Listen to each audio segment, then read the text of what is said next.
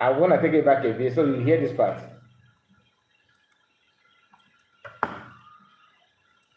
Many will go out. Many will go out.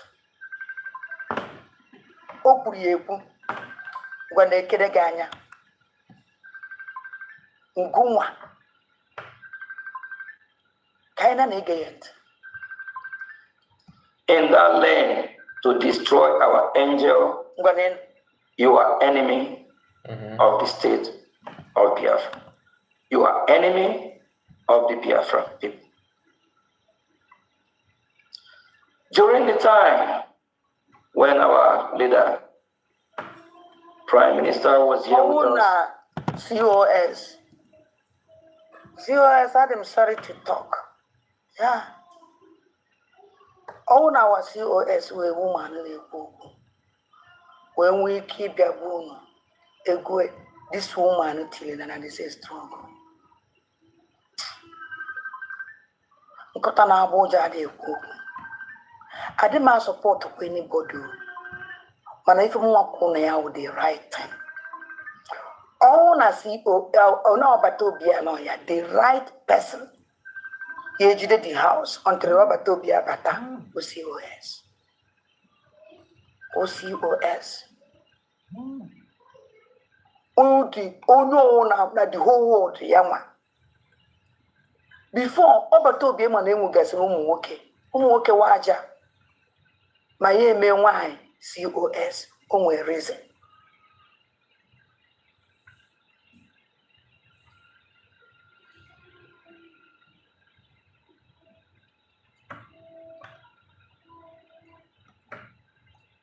Did you hear the part, right? You hear this part? Let's continue. Only reason. Okay, let's I chop it no COS. When you take over, the store, none of when you make everything. This man I don't happy. Every day, kata kata. Every day, problem. I'm not knowing when doing do. It's a nonsense on the zoo. Now all these useless saboteurs.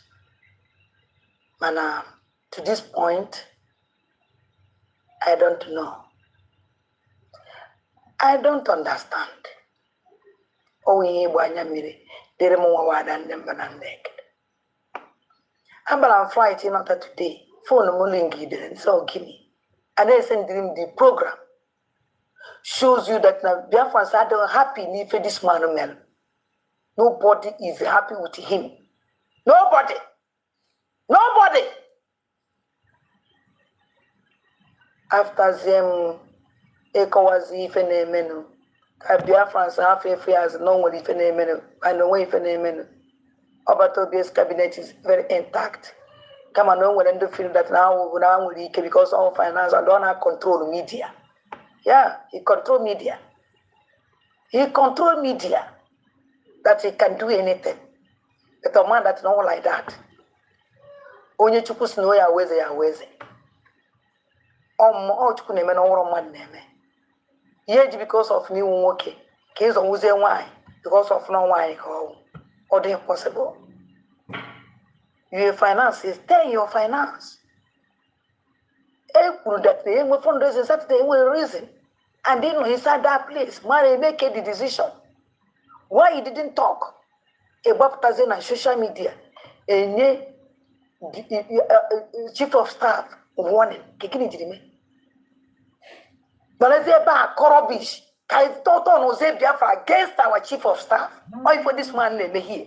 On nothing make us know. Make us know. Oh no, the kind of hassle like this or the man.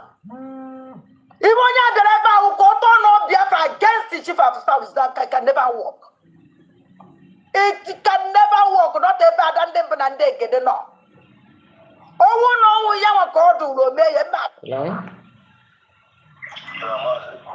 My brother elders. And they were one another. Yeah. My voice on up at all for Very, very clear.